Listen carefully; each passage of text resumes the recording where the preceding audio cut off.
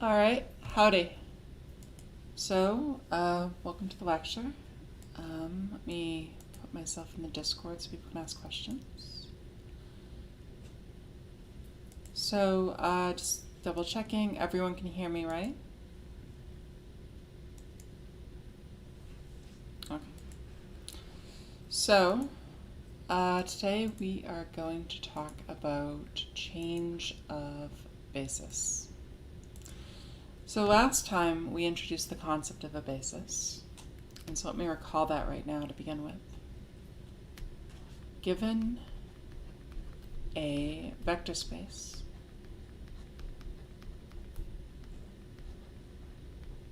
of dimension n,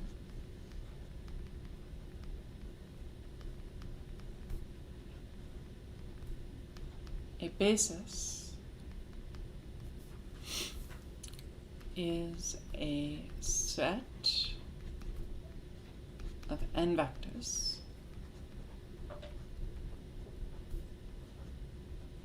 how would I call them?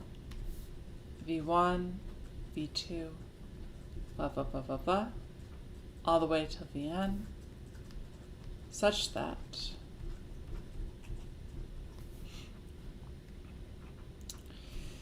the vectors V1 through Vn span the vector space. So every vector in the vector space can be written in terms of these n vectors. And the second condition is that the vectors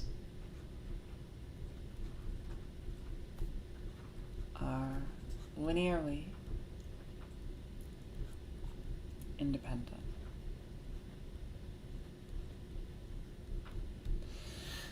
These are the two conditions that need to be satisfied in order for a set of n vectors to be a basis. And we talked about some properties of being a basis. One such property that is very useful in practice is that if a vector space V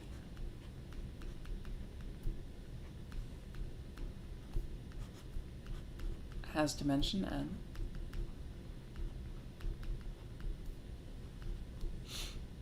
any set of n linearly independent vectors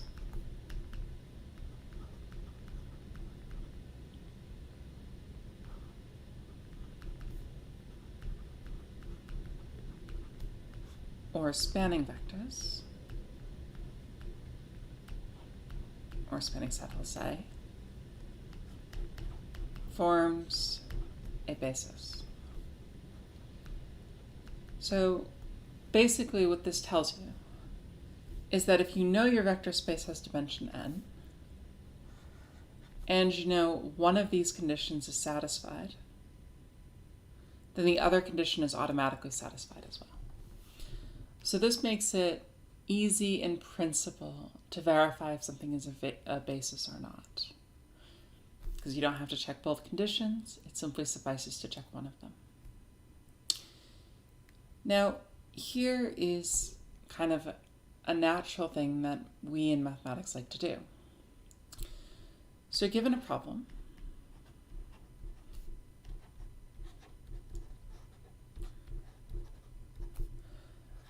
often the best way to solve it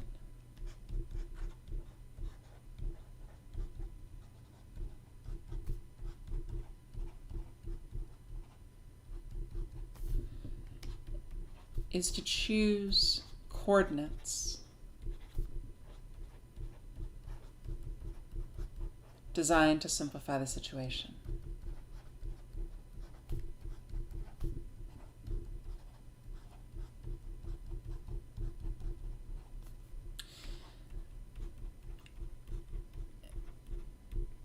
In our setting, what this means is that we want to basically choose good bases for various problems. And this is going to come up later when we talk about bilinear forms. In particular, when we talk about, symmetric, non-degenerate bilinear forms. And we'll have this whole concept of, orthonormal bases. Now, in order to do this kind of general strategy,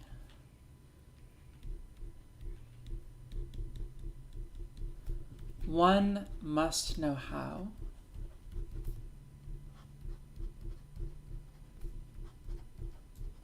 to change coordinates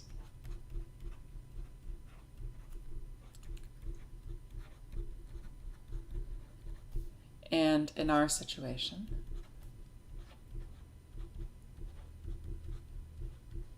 what this means is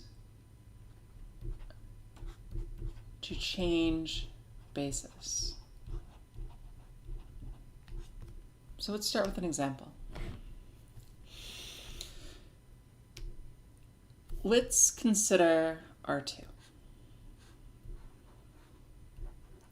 We have the standard basis for R2, and the standard basis is the vector 1, 0, and 0, 1. And suppose we have an alternative basis, and our alternative basis is going to be 1, 2, and 2, 1. So, any vector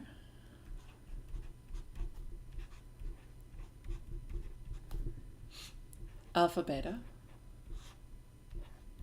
inside R2 may be written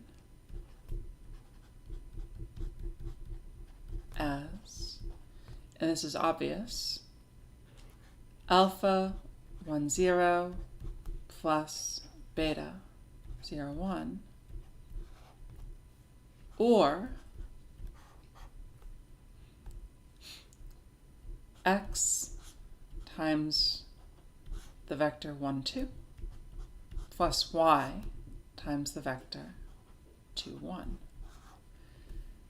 This is because these are both bases. And so we can present the vector alpha beta easily in terms of the standard basis, but conceptually, we can also express it in terms of our alternative basis. And so this leads to the following question. How do we go from alpha beta to x and y? This is the change of basis question.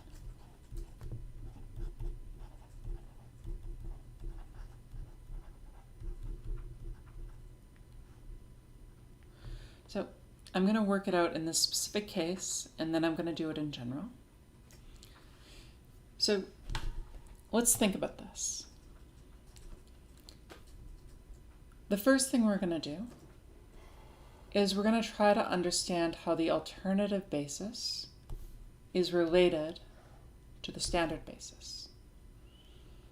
Here's what we observe. If we look at the vector, and let me change colors here. If we look at the vector 1, 2, then this can be expressed as 1 times the standard vector 1, 0 plus 2 times the standard vector 0, 1. And the vector 2, 1 can be expressed as 2 times the standard vector 1, 0 plus 1 times the standard vector 0, 1. So now I can combine all of this data into the following information. So here I'm going to have 1, and 2 here. Actually, hold on, let me think about this. Yep, 1 and 2 here, coming from this 1 and this 2. And then the 2 and the 1. This 2 will correspond to a 2 here, and this 1 will correspond to a 1 here. Now, let's consider this information. Let me get all of it, actually.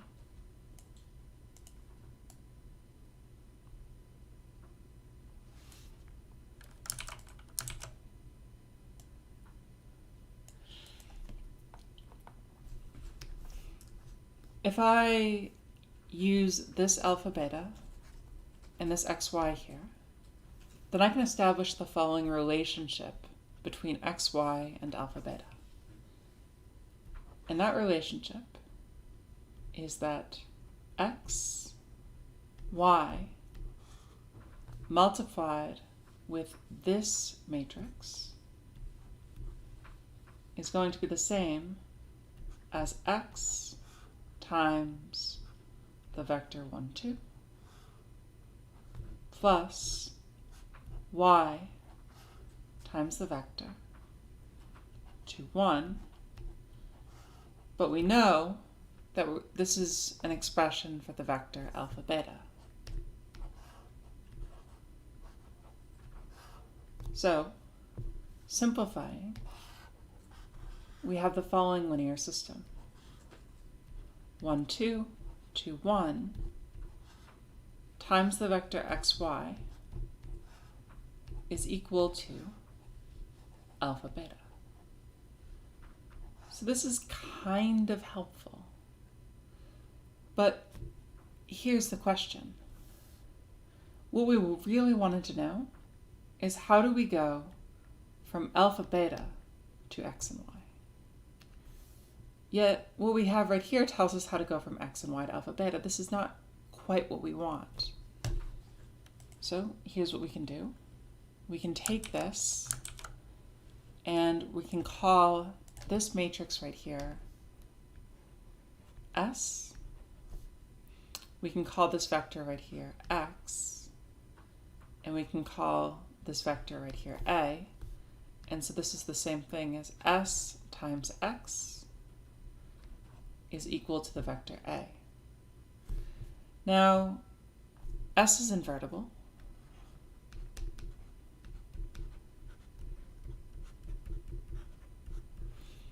Because the vectors 1, 2, 2, 1 form a basis. So in particular, they're linearly independent, which means it has an inverse.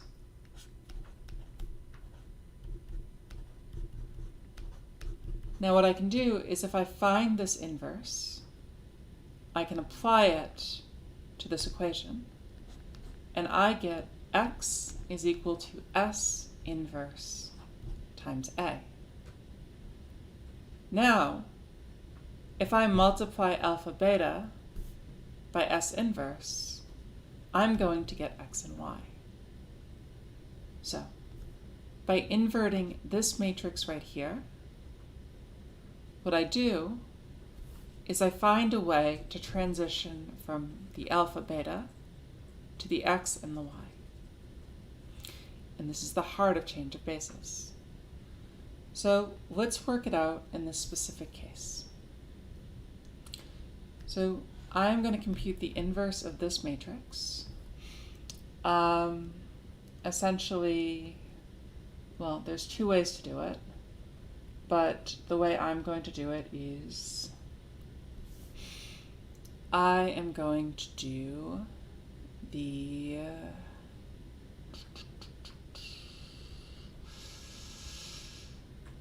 how do I want to do this?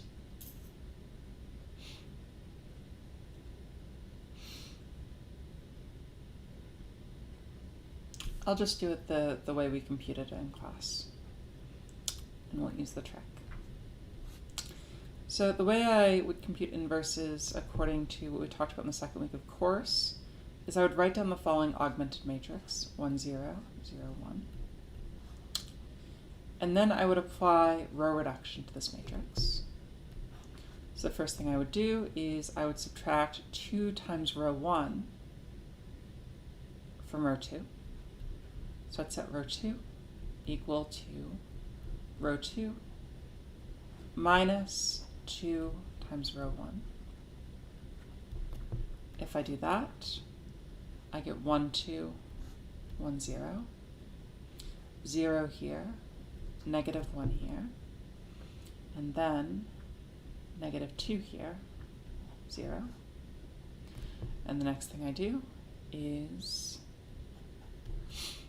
I set row 1 equal to row 1 plus 2, or I'm sorry, I should have had a 1 here.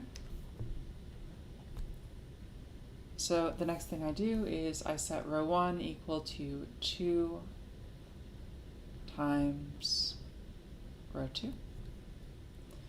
If I do that, then I get 1, 0, negative 1, 0, negative 2 here, 1 here, and then 2 here, and then 2 times negative 2 plus 1, and I get a negative 3 here. Am I being an idiot? Maybe that's right.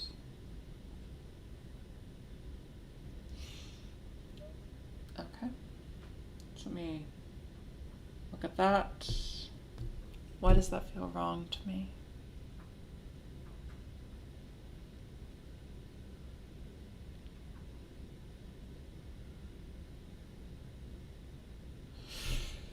Alright, I'm going to trust it, and then the last thing I'll do is I'm going to set row 2 equal to negative row 2. If I do that, I have 1, 0, 0, 1, negative 3, 2, 0,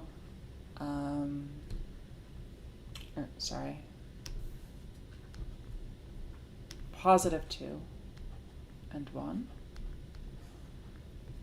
So let's make sure this computation I did here actually works. Suppose we multiply this thing right here by this,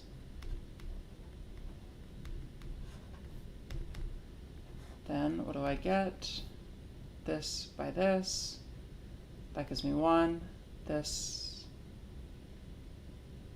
no, this should be negative. Okay, yeah, because I negated that.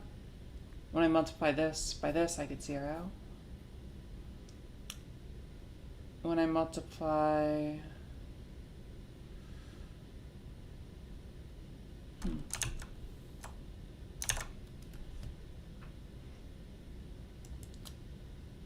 Okay, so I'm being an idiot. I made a calculation error here somewhere, and let's see.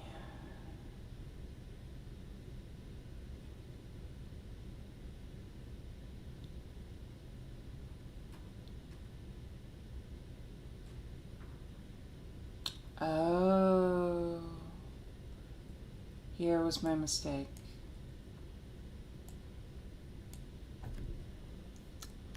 When I subtracted 2 times row 1 from row 2, I was being an idiot, made a little arithmetic error. I get 0 here, but I get negative 3 here. I still get negative 2 here, and I still get 1 here. Which means I have to just slightly redo this. I was wondering why that wasn't looking right.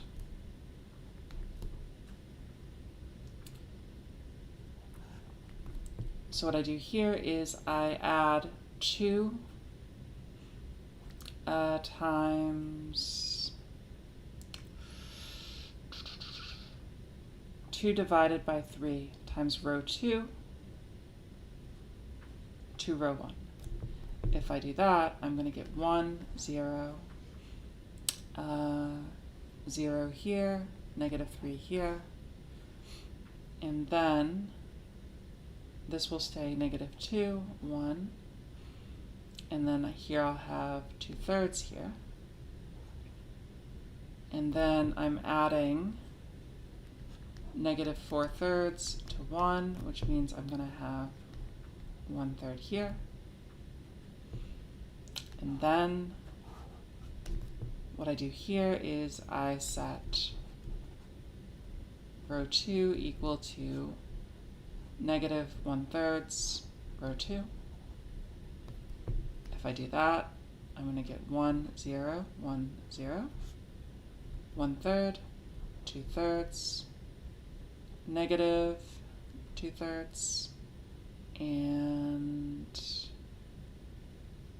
sorry, that should be positive 2/3.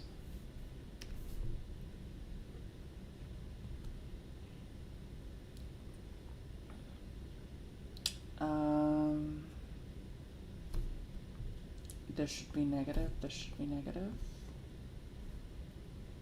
And then here I would get negative 1/3. So I'll go up here and correct this and check that it works. Negative 1/3, 2/3, negative 1/3, and 2/3. Okay, so now I do this calculation. I multiply this by this. That works right away. This is 1. I multiply this by this, 0. This column by this row, 0. And this, hold on, this was negative 1/3. And this column by this row, 1, 0. Okay, now I've computed the inverse properly. So I know that S inverse is this matrix.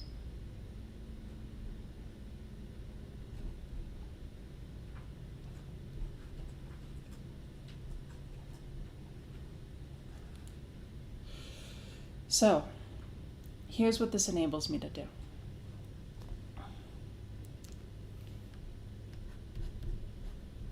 If alpha beta is equal to, say, 5, 4, I can now figure out xy.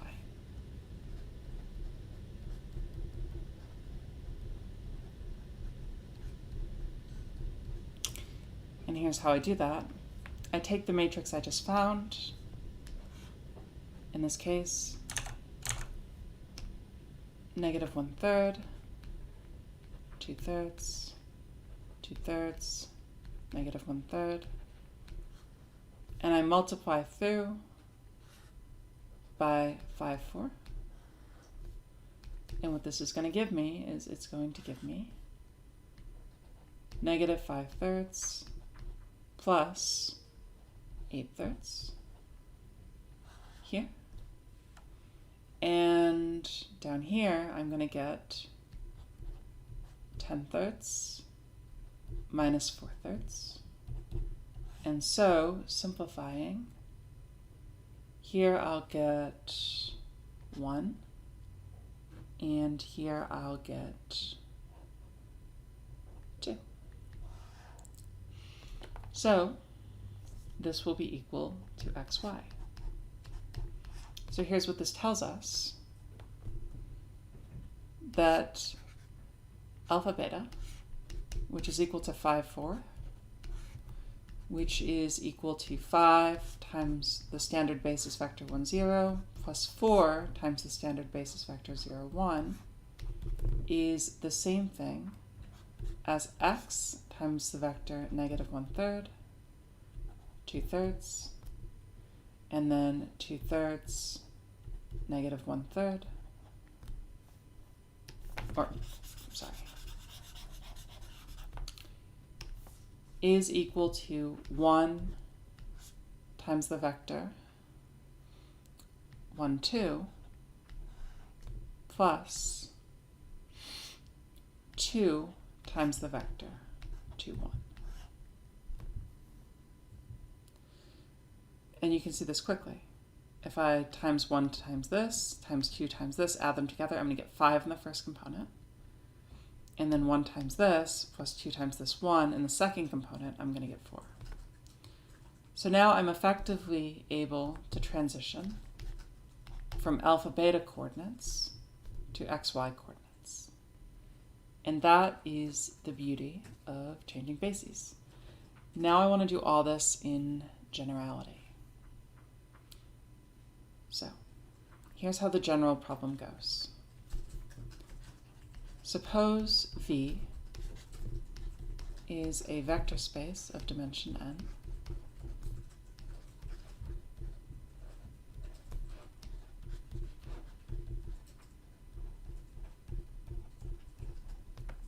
and V1 through Vn, U1 through Un are both bases of V. To change bases from V1, Vn to U1, Un, we do the following process.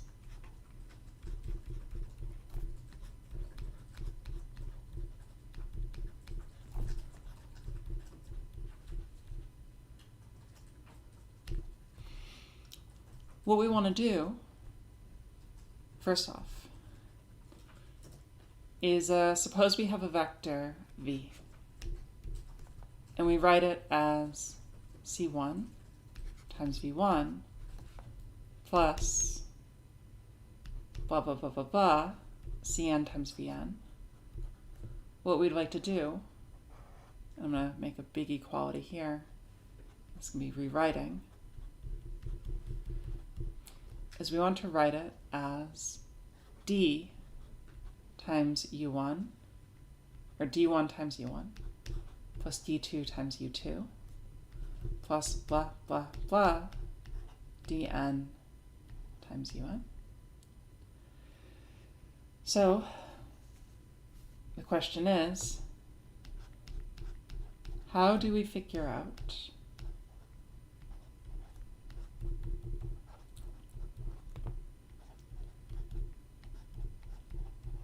the di in terms of the ci? At this point, it's useful to introduce a definition.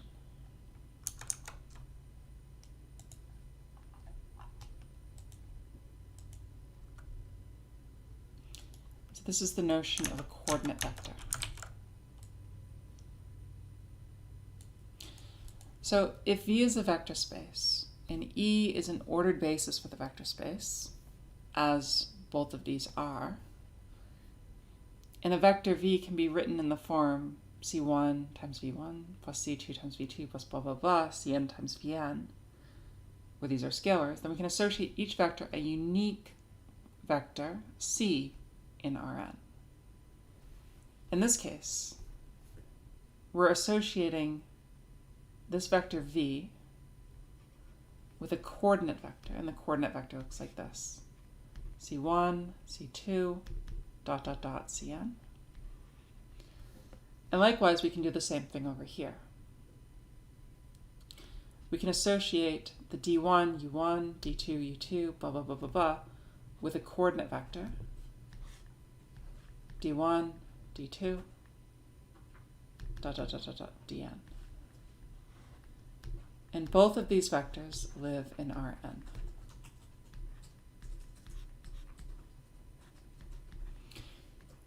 And so the notion of a coordinate vector is just, taking the coordinates of a given vector expressed in terms of a basis. And what we want to do is we want to find some way to go from this vector right here to this vector right here. Now, the example we just did suggests that in order to do this, we're going to have to find some sort of matrix like this. And the matrix will allow us to go from this coordinate vector, the c's, to this coordinate vector, the d's. And now I kind of want to work out the general relationship between this coordinate vector and this coordinate vector. So to do that, let's take the fundamental equality here we're trying to understand. So this stuff. Let's take it to a new slide.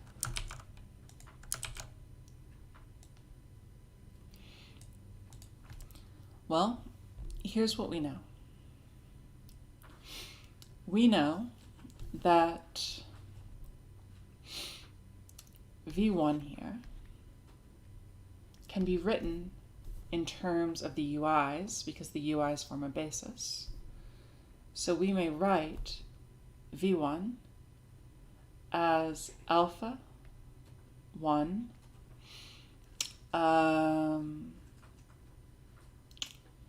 alpha 1 1 U1 plus alpha 1 2 U2 plus blah blah blah blah blah alpha 1n un. All I'm doing here is I'm taking my vectors v1 through vn, or all I'm doing right here is I'm taking my vector v1 and I'm expressing it in terms of my basis u1 through un. I can do the same with v2. And so I'll denote my scalars here to be alpha 2 1 times v1 plus alpha 2 2 times v2 plus blah blah blah alpha 2n times un, or I'm sorry, these both should have been u's.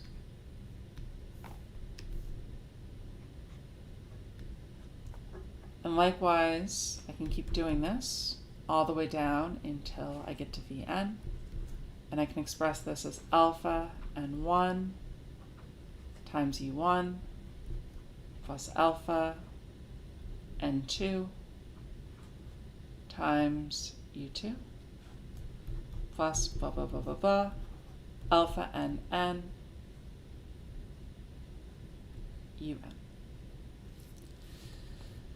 So here's what this buys us. If I take this, all these different expressions for the vectors v in terms of the vectors u, and I take this, I can combine them. And if I combine them, I see that our vector v here is going to be the same as u1 multiplied, I don't need that much space, u1 multiplied by the following sum. So I'm going to have, when I do all these different things, I'm going to have a c1 times an alpha 1 1, a c2 times an alpha 2 1, all the way through to a cn times an alpha n1. So this is going to be the same thing as the sum from I equals 1 to n of ci times alpha I1. And then this is going to be plus the sum from I equals 1 to n of ci times alpha I2 times u2 plus blah blah blah blah blah all the way until we get to the sum from I equals 1 to n of ci times alpha in un. Now, the advantage of this calculation we just did is this thing right here is the same thing as D1. This thing right here is the same thing as D2. This thing right here is the same thing as Dn.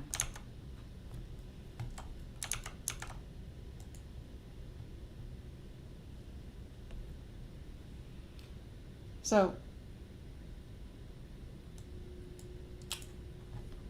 the lesson of this computation is that dj is equal to the sum from I equals 1 to n of ci times alpha ij. And as you might expect, this is a matrix relationship. And so we can write it down.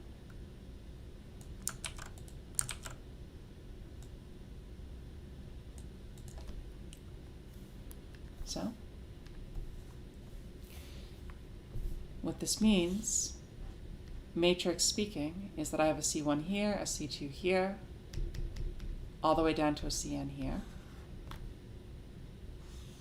And if I multiply it by the following matrix, I'm going to get the vector D1, D2, all the way through Dn. And what goes here? Well, what I'm going to have is alpha 1, 1, and then alpha 2, 1, blah, blah, blah, all the way until I get over to alpha n1. Down here, I'm going to have alpha 1, 2, alpha 2, 2, blah, blah, blah, all the way until I get to alpha n2. And now I just keep going down. And now down here, I have alpha 1n, alpha 2n, blah, blah, blah, blah, blah, all the way until I get to alpha n. And so I can call this matrix A. So, for any coordinate vector,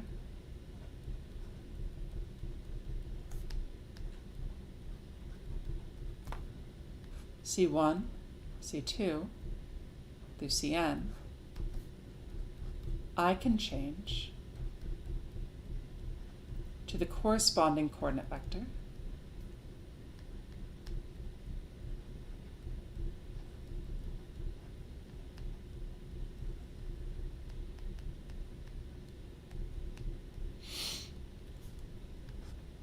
D1 through Dn by using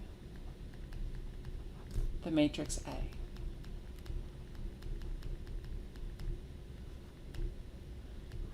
And all I have to do is multiply this vector right here with the matrix A, and it will give me the vector D1 through Dn. A here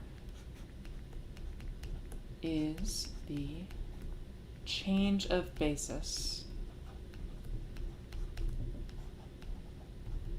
matrix. All right. So let's do another example now that we understand the general picture.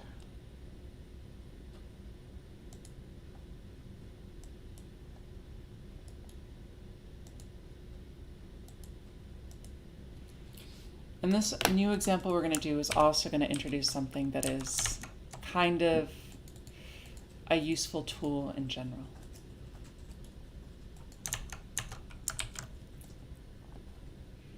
All right. Oops, I don't want to do that. So what I want to do is I want to find the change of basis vector from this to this. This right here is going to be I'm going to call this the alt basis. And I'm going to call this, no, I don't like that. I'll give it a different name. The V basis. This right here is going to be the U basis. And to do this calculation, I'm also going to introduce another basis that you all know, which is the standard basis. 1, 0, and 0, 1. This is E1, E2, and we call this whole thing the standard basis. So here's what I want to do. Given C1 times V1 plus C2 times V2, this is associated with a coordinate vector C1, C2. I want to rewrite it in terms of the vector U1 and U2. So I want to write it as D1, U1 plus D2, U2. And that's associated with the coordinate vector D1, D2. And the question is, how do I go from this coordinate vector to this coordinate vector? Well, one thing we can do to make our lives easy is we can introduce an intermediate step. And the intermediate step is to express this in terms of the standard basis. So I'm going to say alpha times E1 plus beta times E2, where this has coordinates alpha, beta. Now, what I could try to do is I could try to switch from this coordinate vector to this coordinate vector, and then switch from this coordinate vector to this coordinate vector. Believe it or not, approaching the problem like this by adding the intermediate step actually simplifies our lives a little bit. And I want to show you guys why. Let's start by trying to understand this part of the transition.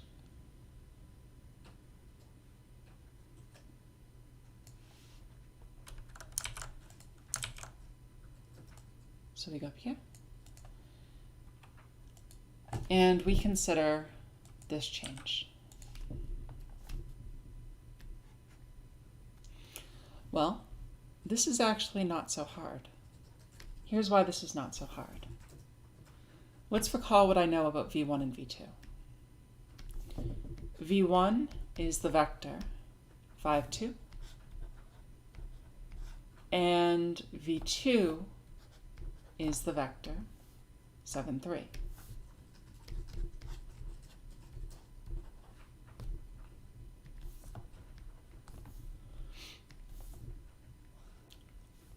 And it's very easy to express this vector right here in terms of the standard basis vector, because this is 5, 1, 0, plus 2 times 0, 1, and this right here is 7 times 1, 0, plus 3 times the vector 0, 1. So what this means is that C1 times V1 plus C2 times V2 is really just the same thing as, well, C1 times 5 plus C2 times 7. So, and down here I'm going to have C1 times 2 plus C2 times 3, and this is going to be equal to alpha beta. So this tells us exactly what the relationship between alpha beta and the C1 and C2 are.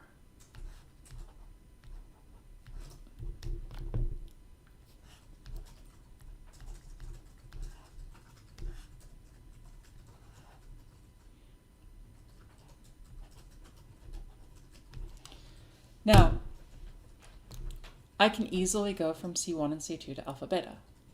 All I have to do is multiply C1, C2 by this matrix. So at least part of the transition here is really easy. This one. Now let's consider the transition from here to here. And this one's going to be a little bit more work.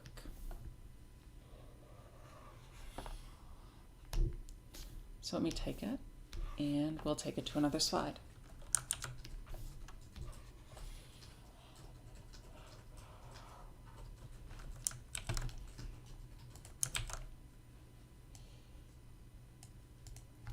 So now I'm going from the standard basis to the U basis. So let me remind myself what the vectors u1 and u2 are. Well, u1 is 3, 2, and u2 is 1, 1. And what I want to do is I want to go from alpha beta to d1 and d2. Now here, it's easier to try to express u1 and u2 in terms of the standard basis, because I know that u1 is equal to 3 e1 plus 2 e2.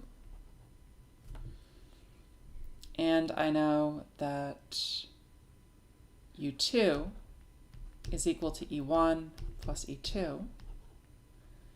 This tells me that d1, d2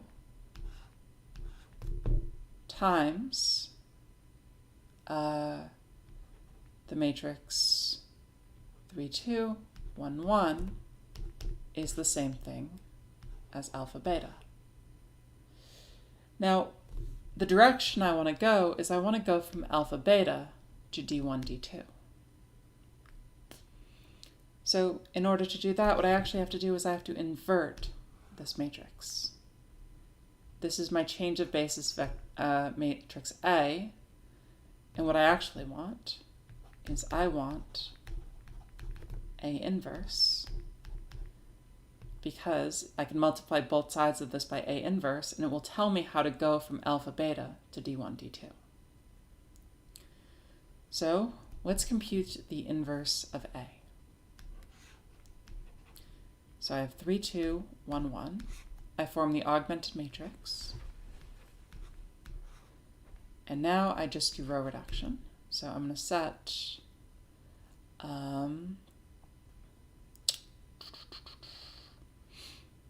I am going to set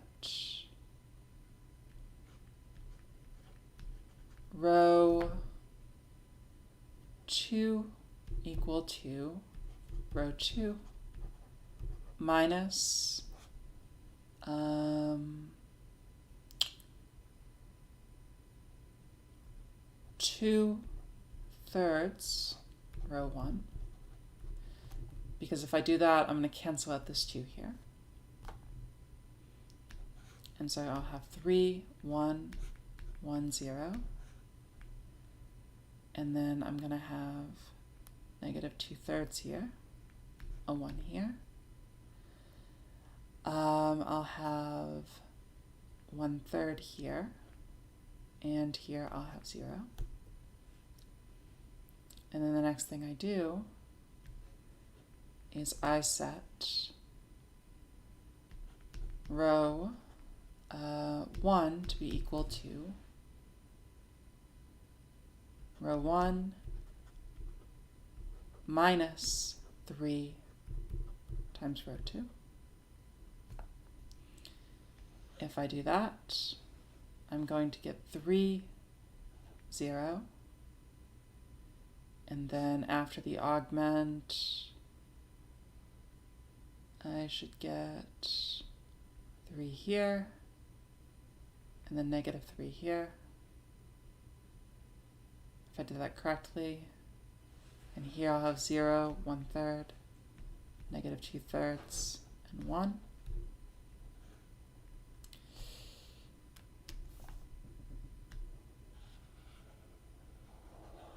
So let me take this, go over to another slide.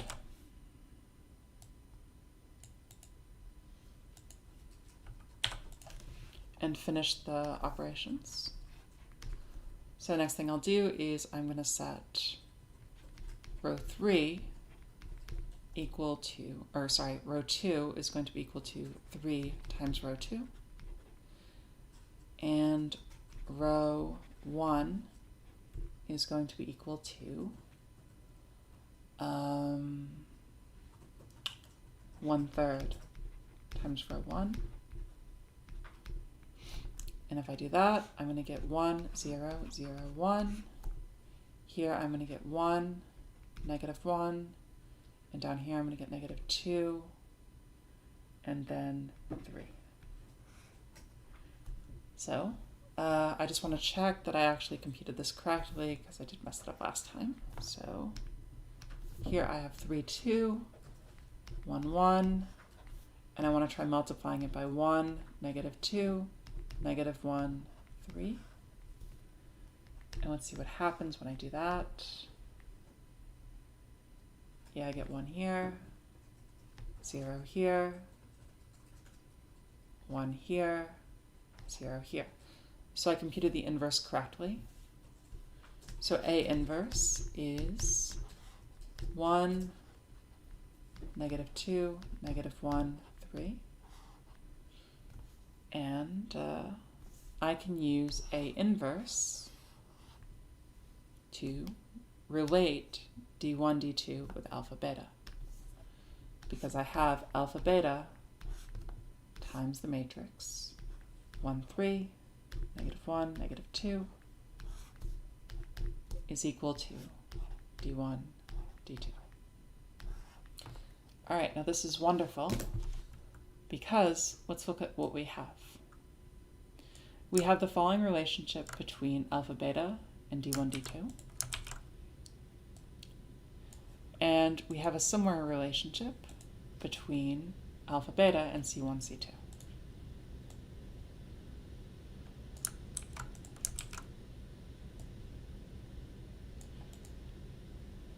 Now let's go back to our original slide and recall what we're trying to do. We're trying to go from C1, C2 to D1, D2.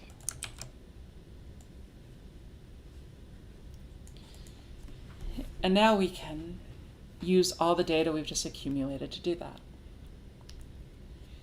So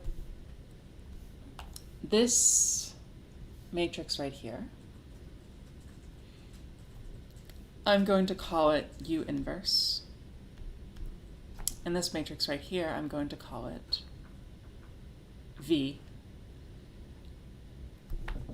And if I do that, then if this vector right here is A, and this vector right here is, actually let me give them different names. Let's call this vector right here Y. Let's call this vector right here X. Let's call this vector right here Z. So this is X, this is Y, and this is Z. Then I have the relation that U inverse times Y is equal to Z. And I also have the relation that Vx is equal to Y. And now look what I can do. I can take this Y here and substitute it in for this Y here. And so I get U inverse times Vx is equal to Z.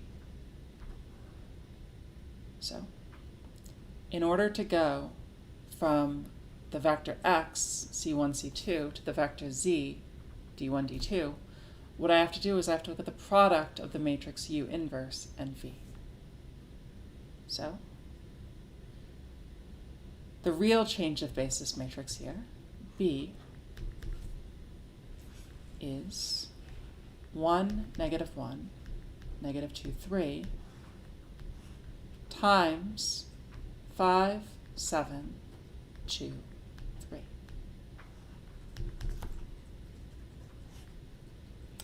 And if we compute this, well, here I'm going to get 3.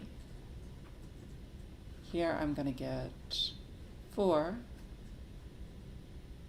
Here I'm going to get 4 as well. I think, let me think, yeah. And then here I'm going to get 7 times negative 2, negative 14, plus 9, so negative 5. And finally, I obtain the relationship that 3, 4, 4, negative 5 times C1, C2 is equal to D1, D2. And now I know how to change from the coordinate vector C1, C2 to the coordinate vector D1, D2. So that's how change of basis works here. All right, now we're ready to move upwards and do a more sophisticated example.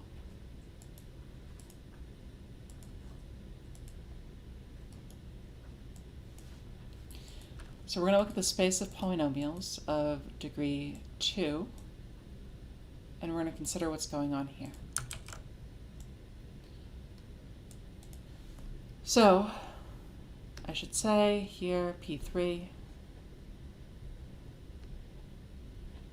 equals all polynomials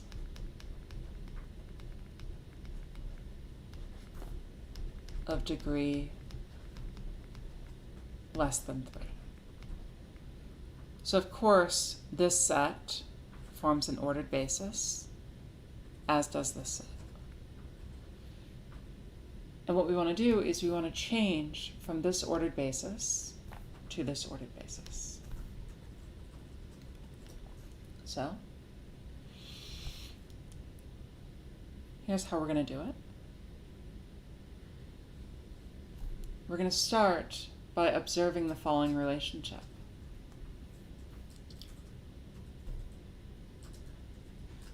Let's look at this basis right here. We have 1, we have 2x, and we have 4x squared minus 2.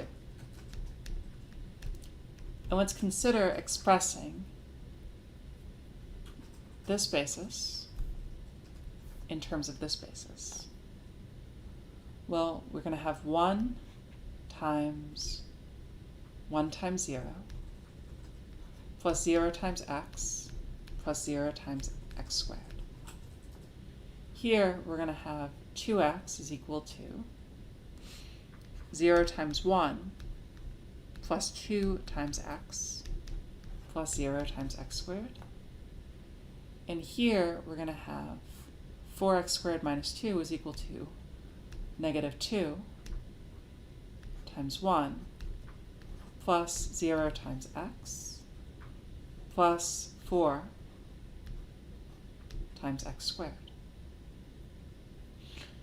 So if this right here is my V1, V2, V3, and this right here is my U1, U2, and U3.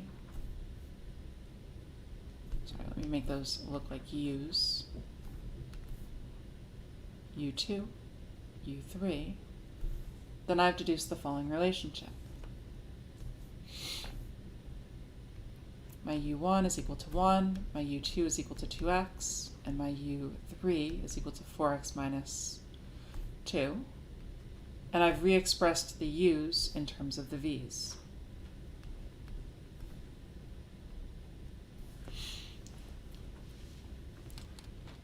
But what I actually want to do is I want to go from C1, V1, plus C2, V2, plus C3, V3, to U1, or I'm sorry, D1, U1, plus D2, U2, plus D3, U3. And if I wanted to do this, I should actually go the other way, which means I should be trying to re-express the V's in terms of the U's. Now, fortunately, this isn't that big of an issue, because what I just computed here does give me something. It tells me how to go backwards. It tells me how to go from the D's to the C's.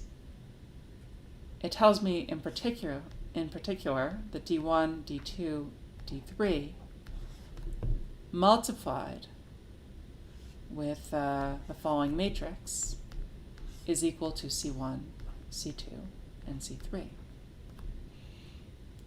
So here I have a 1, 0, 0.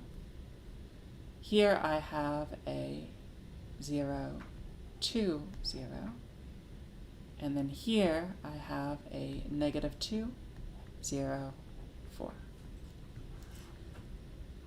So I have this relationship between D1, D2, D3, and C1, C2, C3.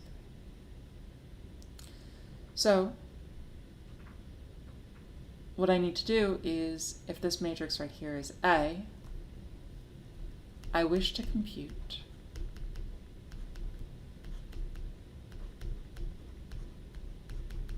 A inverse. So let's take all this and let's go to a separate slide and do it. So given that I have my matrix A, what I can do is I can write down the following augmented matrix: 1, 0, 0, 0, 2, 0, -2, 0, 4, 1, 0, 0, 0, 1, 0, 0, 0, 1, and I can try to apply row operations to this matrix until I make the left side the identity, and then the right side will be A inverse. So the first thing I'm going to do is I'm going to add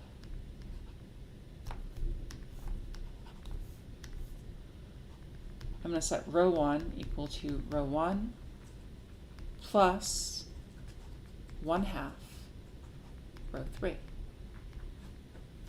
If I do that, I'm going to get 1, 2, 4, 0, 0, 0, 0, 0, 0, 1, 0, 1/2, 0, 1, 0, 0, 0, 1. And now I'm just going to do row scalings. So I'm going to set row 2 to be equal to 1/2 row 2. And I'm going to set row 3 to be equal to 1/4 row 3. If I do that, then I'm going to get 1, 1, 1, 0, 0, 0, 0, 0, 0, and then 1, 0, 1/2, 0, 1/2, 0, and then 0, 0, 1/4.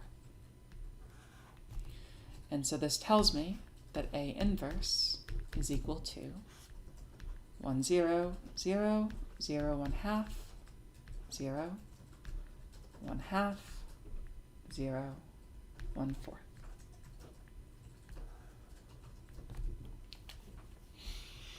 Now let me look at this just for 1 second and see if this looks right to me.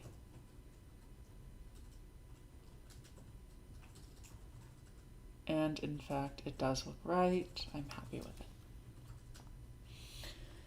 So now that I have A inverse, I have the following relationships between the coordinate vector for the U's and the coordinate vector for the V's.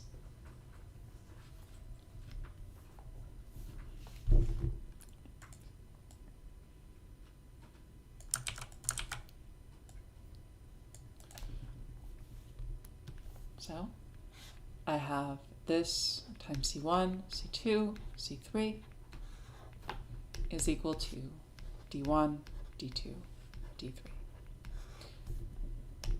Let's do a specific example.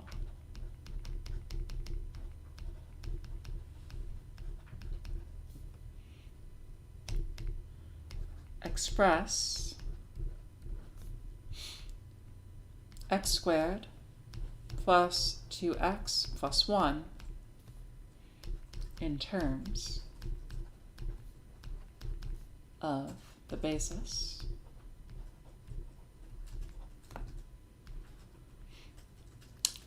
(1), 2x, -2 plus 4x squared. Well, it's easy to see what the c coordinates have to be.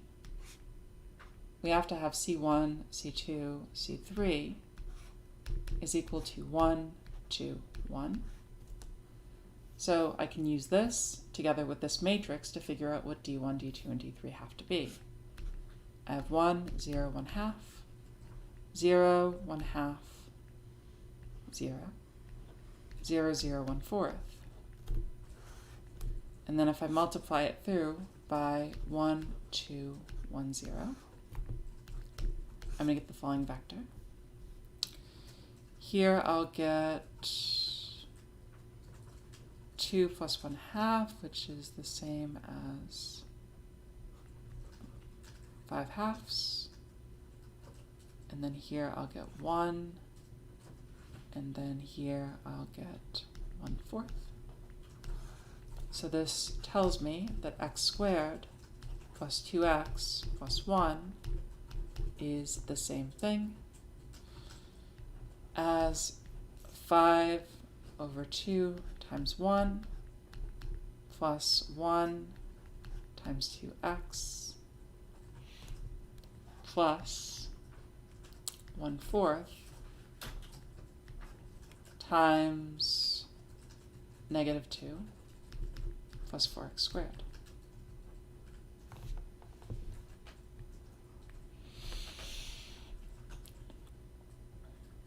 And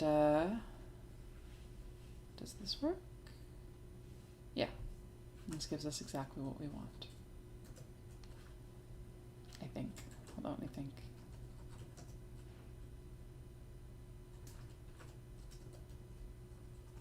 Why do I feel slightly off about this? No, I think it's good. Okay, so that completes that example. So now what I want to do is I want to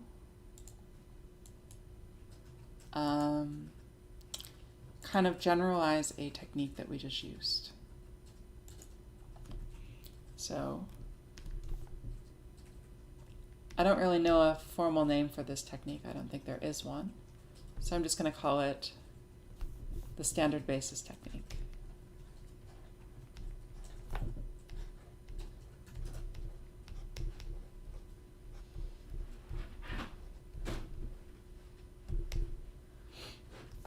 Okay, so suppose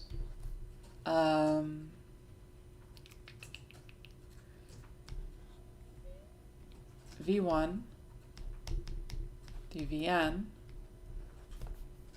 and U1 through Un are bases for Rn, and E1 through En is the standard basis.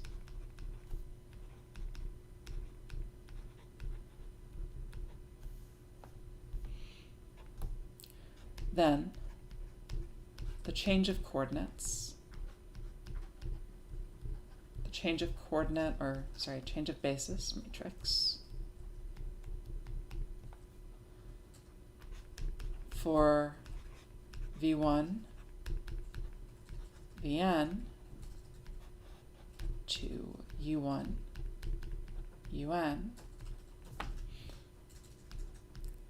may be given as follows.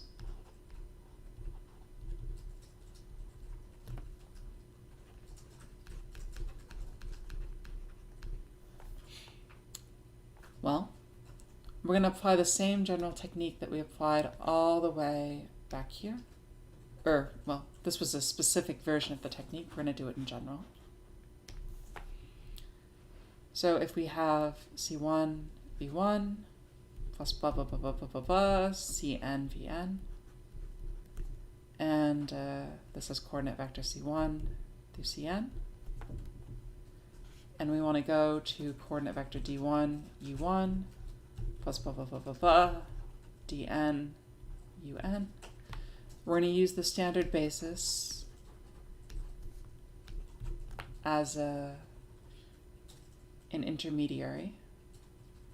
So we'll here have alpha 1, E1, plus blah, blah, blah, blah, blah, alpha n, En.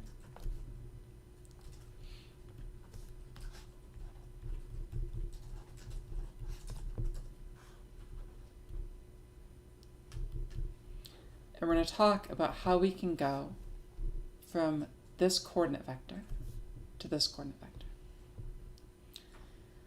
Well, just as it was in the example we did, going from here to here is easy.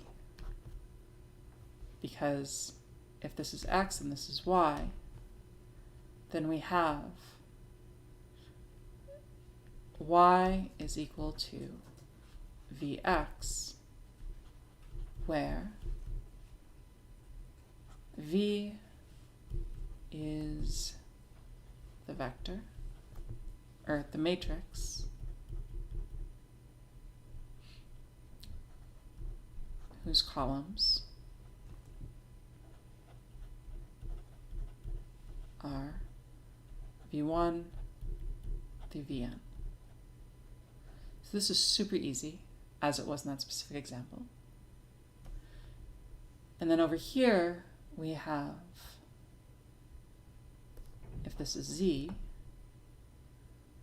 we have z is equal to u inverse times y, where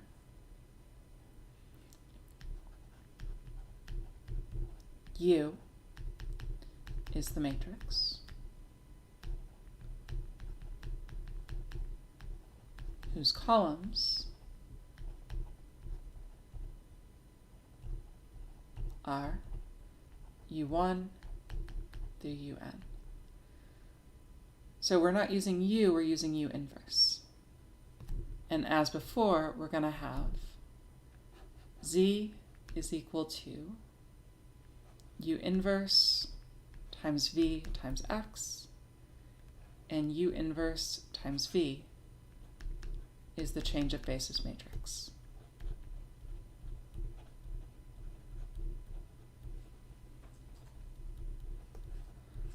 So this is a technique that we can actually use to speed up our computations.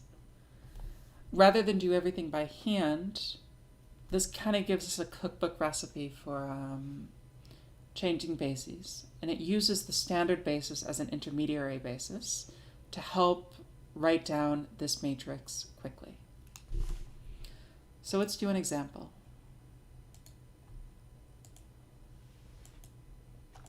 And this will be our most sophisticated example we do. Actually, I'll just write it down myself. So here I'm gonna do my v basis is going to be 1, 0, 2, and then 3, 1, 1, and then here I'm going to have 0, 1, 1. This will be my v basis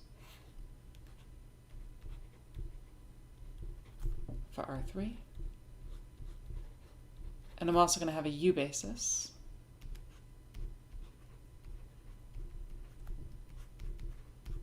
for R3.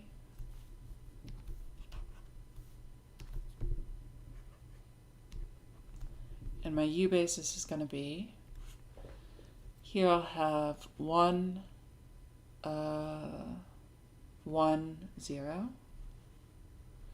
And then I'm going to have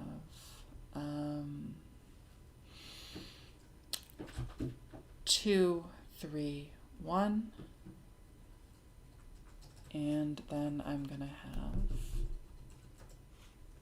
have 0, 0, 1. And what I want to do is I want to find a way to go from my V basis to my U basis. And I'm going to use the technique we have here. This technique is based around writing down two matrices at first, V and U. And then you have to compute U inverse. And then you have to multiply U inverse by V. But once you do that, you obtain your change of basis matrix. So let's start by writing down our matrix V. This is easy. It's a 3 by 3 matrix. We're going to have 1, 0, 2, 3, 1, 1, 0, 1, 1. And now let's write down our matrix U. Our matrix U is 1, 1, 0, 2, 3, 1, and 0, 0, 1. And now the other thing I need to compute, according to this recipe, is I need to compute U inverse. So in order to do that, I'm going to write down the augmented matrix 1, 2, 0, 1, 3, 0, 0, 1, 1, 1, 1, 1, 0, 0, 0, 0, 0, 0. First thing I do is I set row 2 to be equal to row 2 minus row 1. If I do that, I'm going to get 1, 2, 0, 1, 0, 0. Bottom row doesn't change. 0, 1, 1, 0, 0, 1. Here I'm going to get negative 1, 1, 0. Here I'm going to get 0. Here I'm going to get 1, 0 here. Next thing I do is I subtract row 2 from row 3. And so I set row 3 equal to row 3 minus row 2. If I do that, I have 1, 2, 0, 1, 0, 0.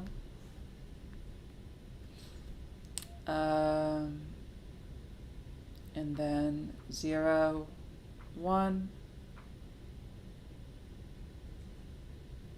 0, negative 1, 1, 0, and then 0, 0, 1,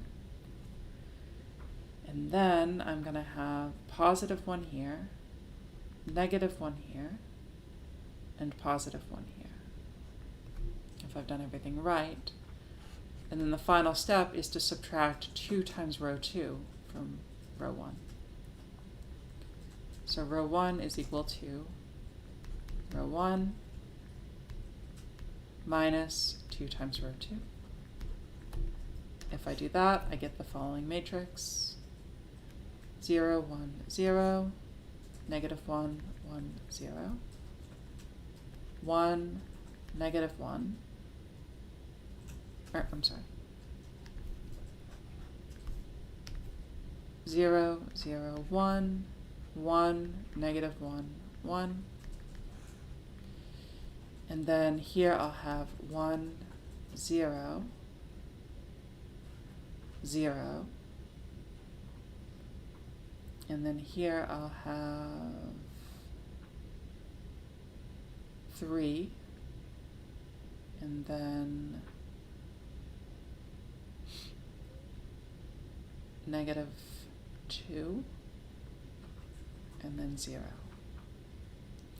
And so this right here should be U inverse. So let's copy it down.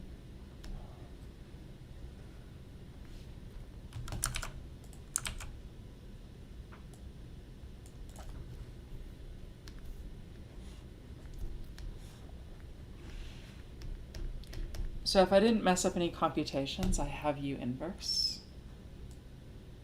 And now I'm going to bring all of this over to one slide, and I'm going to sanity check myself that this is actually U inverse.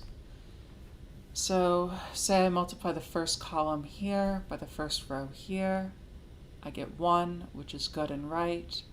If I multiply the second column here by the first row here, I get 0, which is good and right.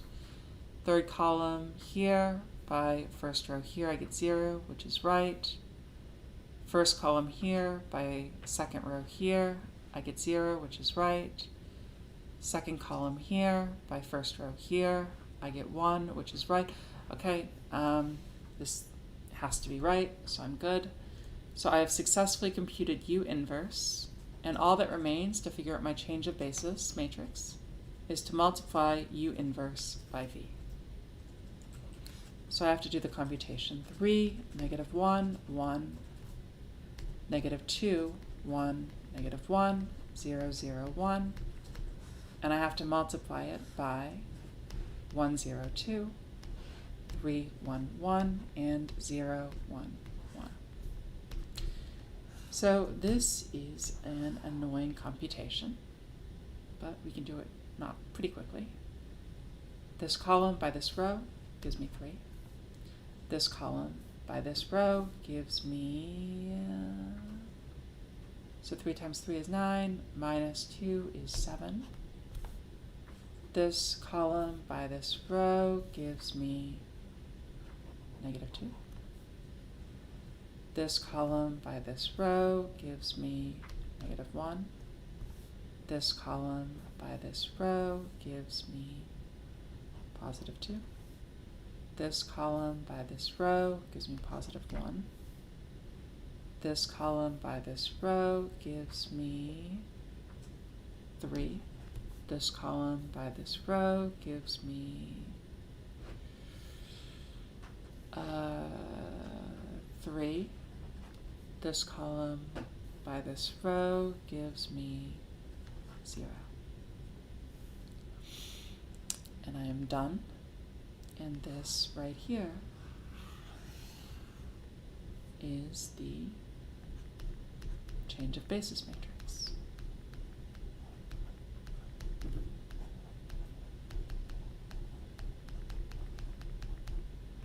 And so now, using this matrix, I am able to go from my V basis here to my U basis here. And that's all there is to it. Note how easy this computation was. It was completely cookbook. All I had to do was basically take these 3 vectors, arrange them into a matrix, take these 3 vectors, arrange them into a matrix, and then I had one tedious computation to do, which is I had to take this matrix here and I had to compute its inverse. And I did that by basically following our recipe for computing inverse matrices, which is based on, row reducing an augmented matrix. And once I had U inverse right here, all I had to do was take my matrix V, take my matrix U inverse, and multiply them together. And that gave me my desired change of basis matrix. So this is what changing bases is all about. And it's tedious at times, but at other times it can be tremendously useful. So one situation that will come up later is we're going to be looking at vector spaces that are equipped with a little bit of extra structure. And this extra structure is going to be something called a symmetric bilinear non-degenerate form. And it's going to give us a notion of length for vectors. It's basically a generalization of the dot product you learn in calculus. And if you recall, when you're studying the dot product, you have a natural notion of angle.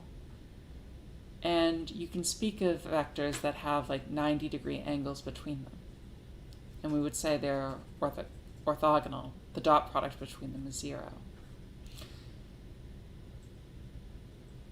Later, we're going to look at a very big generalization of this, and we're going to see that orthogonal bases are very special.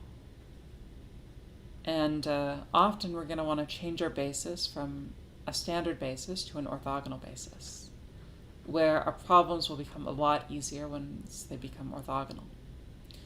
And in this case, the techniques we talked about today will be tremendously useful. We'll also see similar applications when we get to eigenvalues. Anyways, that's all I have for today, and I will see you guys Wednesday. So I hope you have a good rest of your day. Stay safe.